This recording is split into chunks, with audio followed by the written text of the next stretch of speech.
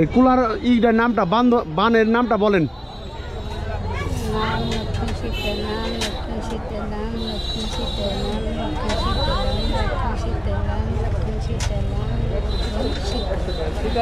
কি নাম বললেন? এটার নাম লক্ষণ, সীতা, এই তিনটা নাম।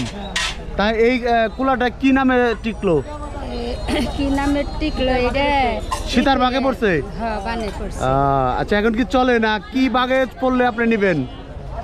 অন্য বাগ পড়লে নিম না, কি মানে সীতার ডাইলে নিবেন? সীতা নিলে পড়লে এটা কি হয়? এই ডায়লি এটা ই করে কিনে। মানে না, সীতার বাগে যদি পড়ে মানে অন্য বাগে নিবেন না, সীতার বাগে পড়লে নিবেন, কারণটা কি? সীতার বাগে পড়ছে। কাকে কি বলতে পারবেন কাকা? সীতার দুঃখ হয়, ওই সীতার যেমন দুঃখ হয়েছিল। আচ্ছা, সীতার বাগে বেছে, আচ্ছা, তাহলে মানুষে বলে এটা সীতার দুঃখ হবে। আর লক্ষণের বাগে লক্ষণ হইলো, রামের বাগে বললে রাম ভালো হইলো, গুণা। বুঝতে পারছি। প্রিয় দর্শক, আসলে তারা বিভিন্ন এইসব অনেক আগের নিয়ম নীতি, তাই না? অনেক আগের নিয়ম নীতি, এখন আছে। বিয়ার সময় যদি কিনে, আচ্ছা, ওগুলা কিনে বলে সীতার বাগ করলো কিনা, ওরা কিনে না। আচ্ছা আচ্ছা আচ্ছা, ওরা রামের বাগে যদি পড়ে না বা লক্ষণের বাগে পড়ে তাহলে কিনে। বুঝতে পারছি। প্রিয় দর্শক, আসলে আমরা শুনতে পেলাম এই যে এইসব নামের। ভাই, আপনাদের মতামত কি কোন একটু দেখি।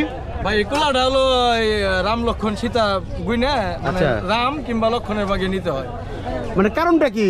এটা ওই যে মানে হিন্দুদের ধর্মে আছে যে সীতা বনবাসে যায়, আচ্ছা, 14 বছরের জন্য। আচ্ছা, সীতার কপালে দুঃখ।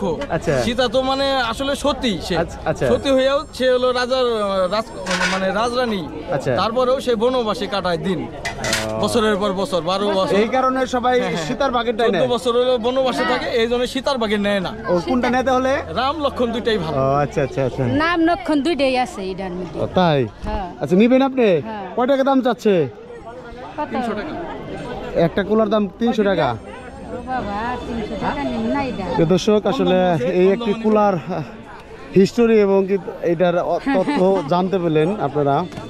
কারণ একটা কুলার ভিতরেও অনেক হিস্টোরি থাকে, কথা থাকে। এই যে দেখেন।